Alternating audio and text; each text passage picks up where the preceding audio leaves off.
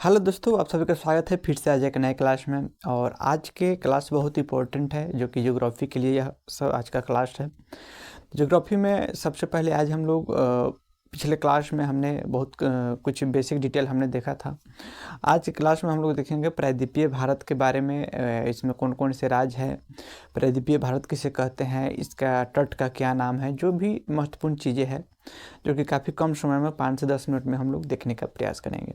तो सबसे पहले हम प्रायद्वीपीय भारत कहते किसे हैं, तो प्रायद्वीपीय भारत हम उसे कहते हैं जो कि चारों तरफ से जल से घिरा हो, उसे हम लोग प्रायद्वीपीय भारत के नाम से जानते हैं। जो 3 तरफ से जल से घिरा हो मुख्य रूप से, उसे हम लोग प्रायद्वीपीय भारत के नाम से जानते हैं। जैसे भारत में आप जानते हैं दक्षिण भारत में इधर जो अरब सागर का हिस्सा देखते हैं, और पूरब में जो बंगाल की खाड़ी है, और नीचे में जो आप हिंद महासागर देखते हैं, तो 3 तरफ जो जल का हिस्सा देख रहे हैं, जिसकी वजह से हम लोग इस भाग को प्रायद्वीपीय भारत के नाम से जानते हैं। इसमें क्या होता है, जैसे कि आपसे पूछा जाता है क्वेश्चन, जिसमें कि कहा जाता है कि भारत के कितने ऐसे राज्य हैं जो कि समुद्र से स्पर्श करता है, यानी समुद्र के साथ अपनी सीमा को बनाती है। तो इसमें हम कहें टोटल 9 राज्य है, जो कि इसमें एक और प्रश्न बनता है, जो 9 राज्य ऐसे हैं जो कि समुद्र के साथ अपना स्थलीय सीमा को स्पर्श करती है। परंतु इसमें क्या होता है कि जैसे कि जो अरब सागर का हिस्सा देख रहे हैं, या इसमें बंगाल के खाड़ी का हिस्सा देख रहे हैं, तो जो बंगाल के खाड़ी का हिस्सा है इसको पूर्वी तट के नाम से जानते हैं, और जो पश्चिम साइड में जो अरब सागर है उसको हम लोग पश्चिमी तट के नाम से जानते हैं। तो इसमें यह पूछा जाता है कि प्रायद्वीपीय भारत जो है, इसमें पश्चिमी तट पर कितने राज्य स्पर्श करते हैं। जब भी पश्चिमी तट का नाम जो कहे, तो इसमें हम कहें 5 राज्य ऐसे हैं जो पश्चिमी राज्य के पश्चिमी तट पर अपने सीमा को बनाती हैं, और 4 ऐसे राज्य हैं जो कि पूर्वी तट के साथ अपनी सीमा को बनाती हैं।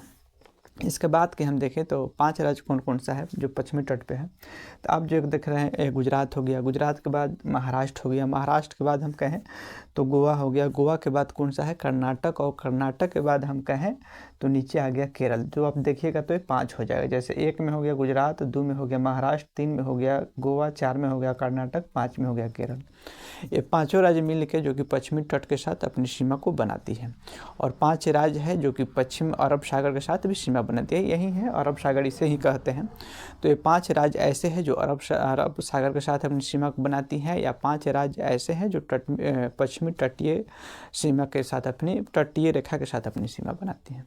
उसके बाद में हम कहें तो 4 ऐसे राज्य हैं जो पूर्वी तट के साथ अपनी सीमा को बनाती हैं, या बंगाल के खाड़ी के साथ अपनी सीमा को बनाती है। तो इसमें कौन कौन सा राज्य है, तो ऊपर से आप देखिएगा तो वेस्ट बंगाल है, जिसको हम लोग पश्चिम बंगाल भी कहते हैं। उसके बाद में देखिएगा तो उड़ीसा है, उड़ीसा के नीचे आप देखिएगा तो आंध्र प्रदेश है, और आंध्र प्रदेश के नीचे देखिएगा तो तमिलनाडु है। ये यानी 4 राज्य हैं जो कि पूरब तट के साथ अपनी सीमा को बनाती हैं, और टोटल देखा जाए तो 9 ऐसे राज्य हैं जो कि समुद्र के साथ अपनी सीमा को बनाती हैं, या हम कहें कि 9 ऐसे राज्य हैं जो कि अरब सागर और बंगाल की खाड़ी और हिंद महासागर तीनों को जोड़ दे तो वो तीनों महासागरों के साथ अपनी सीमा को बनाती हैं।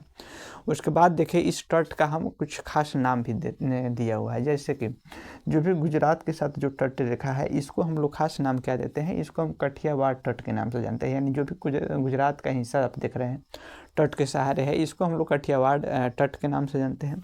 और गुजरात से जैसे आप नीचे आइएगा गोवा तक का क्षेत्र आप देख रहे हैं, इसको हम लोग एक और ख़ास नाम क्या देते हैं, इसको हम लोग कोंकण तट के नाम से जानते हैं। तो 2 तट हो गया, एक हो गया आपका कठियावाड़ तट जो कि पूरा गुजरात का हिस्सा आता है इसमें, यानी गुजरात का जो भी हिस्सा तटीय रेखा में है उसको हम लोग किसके नाम से जानते हैं, कठियावाड़ के नाम से जानते हैं, कठियावाड़ तट के नाम से जानते हैं। उसके बाद में आप देख रहे हैं जो कि महाराष्ट्र से लेकर गोवा तक का जो तटीय रेखा देख रहे हैं, इसका हम लोग कोंकण तट के नाम से जानते हैं। उसके बाद हम देखें तो गोवा से लेकर और कन्याकुमारी तक का जो आप क्षेत्र देख रहे हैं, इसको भी हम एक नाम देते हैं, जिसका नाम क्या है, मलाबार तट के नाम से जानते हैं। तो गोवा से कन्याकुमारी तक तटीय रेखा का नाम क्या है, तो मलाबार तट है। उसके बाद में हम देखो पूर्व साइड की ओर देखें तो कन्याकुमारी से लेके और विशाखापट्टनम तक, यानी आंध्र प्रदेश में स्टार्टिंग ही है नीचे से, तो कन्याकुमारी से लेकर विशाखापट्टनम तक की नाम के हैं, तो इसका नाम क्या होता है, कोंकण कोरोमंडल तट के नाम से इसे हम जानते हैं। कहाँ से, कन्याकुमारी से लेकर विशाखापट्टनम जो कि आंध्र प्रदेश तक का है। उसके बाद क्या हम देखें, आंध्र प्रदेश के बाद में देखें यानी उड़ीसा तक, हम उड़ीसा के निचली बिंदु तक हम देखें तो इसको भी हम लोग खास नाम देखते हैं, जिसको हम लोग गोलकुंडा तट के नाम से जानते हैं, जो कि कहाँ से है, जो कि विशाखापट्टनम से उड़ीसा तक का है। फिर उड़ीसा के नीचे से लेके और पश्चिम बंगाल के दक्षिणी पॉइंट यानी दक्षिणी हिस्सा तक की हम कहें तो इसको हम लोग एक और नाम देते हैं उत्कल तट। उत्कल तट के नाम से जानते हैं, जिसको हम लोग उड़ीसा के निचले बिंदु से लेके और पश्चिम बंगाल के निचली बिंदु तक की हिस्सा जो भी है उसको हम लोग उत्कल तट के नाम से जानते हैं।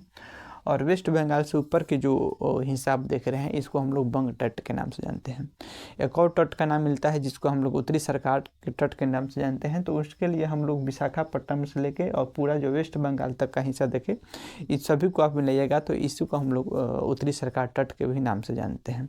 तो इसमें उत्तरी सरकार तट में कई गो नाम आ जाता है, गोलकुंडा, उत्कल, बंग, तीनों को मिलाइएगा तो तीनों को मिलाकर उत्तरी सरकार तट के नाम से भी जाना जाता है। उसके बाद हम फिर मिलते हैं आपसे फिर नए वीडियो में कोई नए टॉपिक के साथ। अभी के लिए हम विदा चाहेंगे, फिर कुछ हम नए टॉपिक लेकर आएंगे जो कि हमारे एग्जाम की दृष्टि से काफ़ी महत्वपूर्ण हो। तो अभी के लिए विदा चाहते हैं। जय हिंद, जय भारत।